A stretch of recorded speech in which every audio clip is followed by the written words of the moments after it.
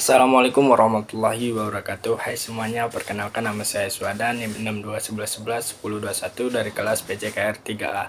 Nah, di sini saya akan menjelaskan mengenai arti penting pendidikan mata kuliah Pancasila. Nah, sebelumnya kita harus mengetahui apa sih pengertian mata kuliah pendidikan Pancasila. Nah, mata kuliah Pancasila merupakan proses pembelajaran dengan menggunakan pendekatan student centered learning, yaitu membangun knowledge, attitude, dan skill para mahasiswa sebagai calon pemimpin bangsa dalam membangun jiwa profesionalitasnya sesuai dengan program studinya masing-masing dengan menjadikan nilai-nilai Pancasila. Maksudnya di sini adalah para mahasiswa dituntut untuk berpusat mengembangkan pengetahuan, sikap, dan kemampuannya, tetapi harus diiringi dengan nilai-nilai Pancasila. Seperti menurut Maman Rohman menyatakan bahwa pendidikan tentang Pancasila memegang peran penting dalam membangun kepribadian mahasiswa di perguruan tinggi, yang itu yang mana maksudnya para mahasiswa setelah lulus dari perguruan tinggi mereka diharapkan memiliki daya intelektual dan sikap dan perilakunya sesuai dengan norma atau moral yang ada, yang dimana berguna untuk bermanfaat pada dirinya, keluarga, dan masyarakat. Yaitu para mahasiswa juga selain memiliki daya intelektual yang luas, mereka harus memiliki sikap dan perilakunya sesuai moral, sesuai etika yang ada di Indonesia. Kemudian pentingnya pendidikan Pancasila, yaitu ketika menghadapi masalah saat ini dibutuhkan pendidikan karakter yang dibangun melalui pendidikan kepentingan seperti pendidikan Pancasila, misalnya dengan memanajemen yang seperti pendidikan Pancasila. Nah, dengan menggunakan memanajemen seperti ini diharapkan dapat meminimalisir dan menangkal kemungkaran yang terjadi pada saat ini. Pendidikan Pancasila diharapkan mampu menghadirkan karakter generasi muda yang tidak hanya cerdas namun juga karakter. Seperti yang saya katakan tadi,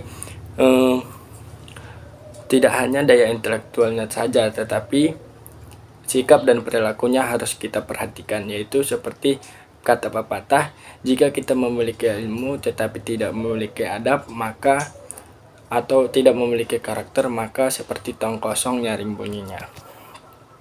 Nah, dinamika dan tantangan pendidikan Pancasila di sini ada beberapa ragam agar pada universitas perguruan tinggi ada mengenai tentang pendidikan mata kuliah Pancasila. Yang pertama, 1 Juli 1947 diterbitkan lahirnya Pancasila. Kemudian lahirnya Dekret Presiden 5 Juli 1959 yang berubah secara signifikan. Kemudian lahirnya Ketetapan MPR RI nomor 2 MPR 1978. Kemudian Dirjen Dikti menerbitkan SK nomor 25 Dikti KIP 1985. Kemudian Undang-Undang RI nomor 2 tahun 1989.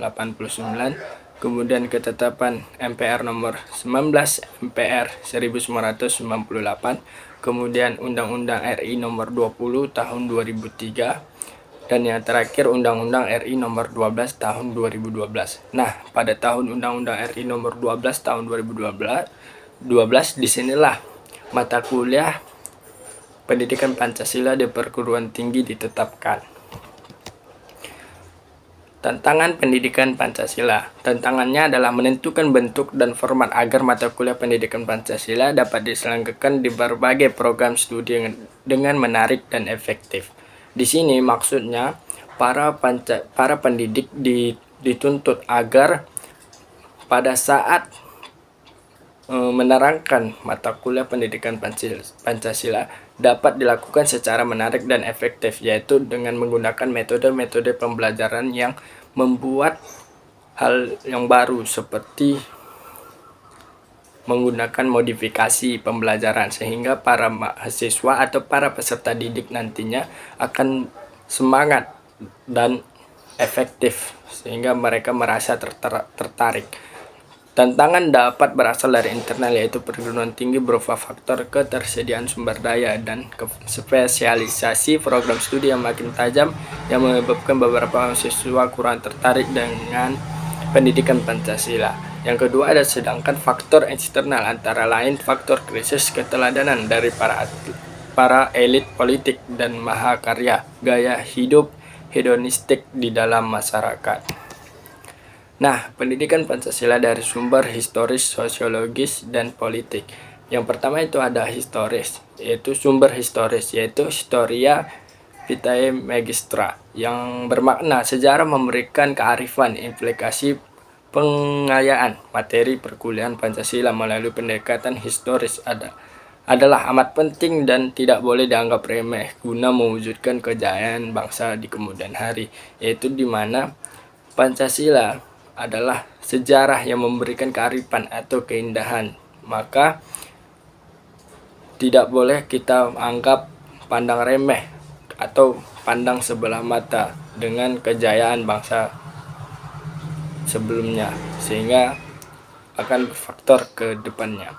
Kemudian ada menurut sosiologis, yaitu Soekarno menjelaskan bahwa dalam perspektif sosiologi, suatu masyarakat pada suatu waktu dan tempat memiliki nilai-nilai tertentu. Melalui pendekatan sosiologis ini, kita diharapkan dapat mengkaji struktur sosial, proses sosial, serta perubahan-perubahan sosial, yaitu di mana akan terjadi globalisasi. Jadi kita diharapkan untuk dapat beradaptasi dengan perubahan-perubahan tersebut. Kemudian ada sumber politik, yaitu sumber pengayaan dari pendidikan Pancasila adalah fenomena kehidupan politik. Tujuannya agar kita mampu mendiagnosa dan memformalisasikan saran-saran tentang upaya usaha mewujudkan kehidupan politik yang ideal sesuai dengan nilai-nilai Pancasila, yaitu di mana para politik diharapkan agar mampu tidak mempengaruhi tentang pendidikan Pancasila sesuai kaitan dengan politiknya. Nah, sekian dari saya akhiri, terima kasih. Assalamualaikum warahmatullahi wabarakatuh.